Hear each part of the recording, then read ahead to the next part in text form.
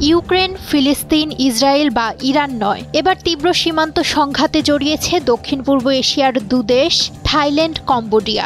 হামলা পাল্টা হামলায় ৮৭১ কিলোমিটার সীমান্ত এলাকা পরিণত হয়েছে রণক্ষেত্রে। তবে এই বিরোধ নতুন কিছু নয়।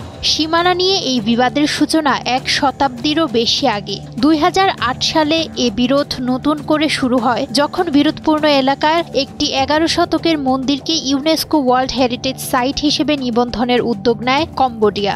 থাইল্যান্ড সে পদক্ষেপের তীব্র প্রতিবাদ জানায়। এরপর থেকে টুকরো টুকরো সংঘর্ষ চলছে, যাতে দুপক্ষেরই সেনা ও বেসামরিক নাগরিক নিহত হয়েছেন।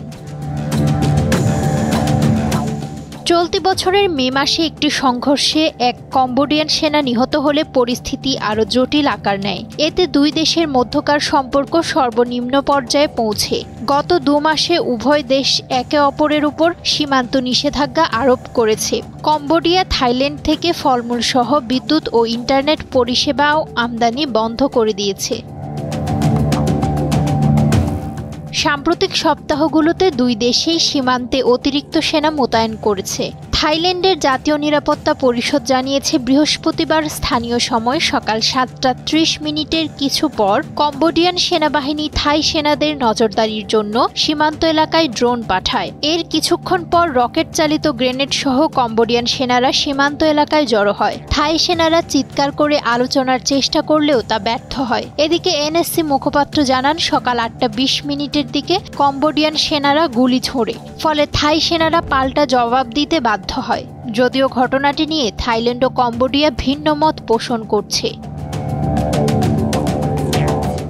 সংবাদ মাধ্যম আল জাজিরা বলছে, বৃহস্পতিবার দুই দেশের মধ্যে শুরু হওয়া সংঘর্ষে এ পর্যন্ত নিহত হয়েছেন ৩২ জন, আহত ১৩০ জনেরও বেশি। দুই দেশে বাড়িঘর ছেড়ে পালাতে বাধ্য হয়েছেন ১০,০০০-এর বেশি মানুষ। থাইল্যান্ডের অন্তর্বর্তীকালীন প্রধানমন্ত্রী হুমথাম ভেজা আচাই বলেছেন, এই বিরোধ খুবই সংবেদনশীল। আন্তর্জাতিক আইন মেনে তার সতর্কতার সঙ্গে মোকাবেলা করতে হবে। অন্যদিকে কম্বোডিয়ার প্রধানমন্ত্রী হুন মানেত শান্তিপূর্ণ সমাধানের ডাক দিয়েছেন। এই সংঘর্ষে উদ্বেগ সৃষ্টি হয়েছে গোটা অঞ্চলেই। ফিলিপাইন ও ভিয়েতনাম উভয়ই সংযম প্রদর্শনের আহ্বান জানিয়েছে, আর চীন সংঘাত প্রশমনে সহায়তা করার আগ্রহ প্রকাশ করেছে।